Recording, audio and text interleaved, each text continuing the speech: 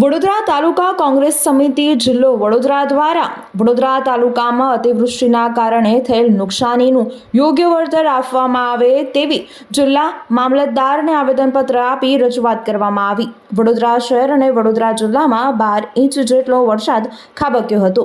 વિશ્વામિત્રી નદીના કિનારે આવેલ ગામ તેમજ મહીસાગર નદીના કિનારે આવતા તમામ ગામોમાં પરિસ્થિતિનું પૂર જેવું નિર્માણ થયું હતું, જેના કારણે ગરીબ અને મધ્યમ વર્ગના ખેડૂતોને પશુધનમાં તેમજ ઘરવખરીનું નુકસાન થયું હતું અને આ મોટું નુકસાનીનું યોગ્ય વળતર આપવા માટે હવે લોક માંગ ઉઠવા પામી છે, જેને લઈને વધુ વળતર આપવામાં આવે અને વડોદરા તાલુકા કોંગ્રેસ સમિતિ જિલ્લો વડોદરા દ્વારા વડોદરા તાલુકામાં અતિવૃષ્ટિના કારણે થયેલ નુકસાનીનું યોગ્ય વળતર આપવામાં આવે તે માટે જિલ્લા મામલતદારને આવેદનપત્ર આપી રજૂઆત કરવામાં આવી। સમિતિ તરફથી આપશ્રીને આવેદનપત્ર આપીને જણાવીએ છીએ કે અમારી જે માંગણી છે વડોદરા તાલુકામાં જે અતિશય પૂર આવવાના કારણે જે જાનમાલ અને હાલની નુકસાની થઈ છે એની વહેલી તકે ચૂકવણી કરે અને ન્યાય આપે એવી અપેક્ષા રાખીએ છીએ। વડોદરા તાલુકાની અંદર જે 4 નદીઓમાં પૂર આવેલા છે એનામાં જે વળતરની જે સરકારની જોગવાઈ છે 2015ના પરિપત્રના પછી 22 અને 23 એમાં વધારો કરવા માટે લોકોએ રજૂઆત કરી છે। એ રજૂઆત અહીંયાથી અમે માનનીય કલેક્ટર સાહેબ થ્રુ સરકારમાં મોકલાવશું। જે હાલ 2500 રૂપિયા લખે છે ઘર વખરીનો એમાં વધારો કરવા માટે અને કેશ ડોલમાં જે 100 રૂપિયા પર ડેના છે એમાં વધારો કરવા માટે લોકોએ લિખિતમાં રજૂઆત કરી છે।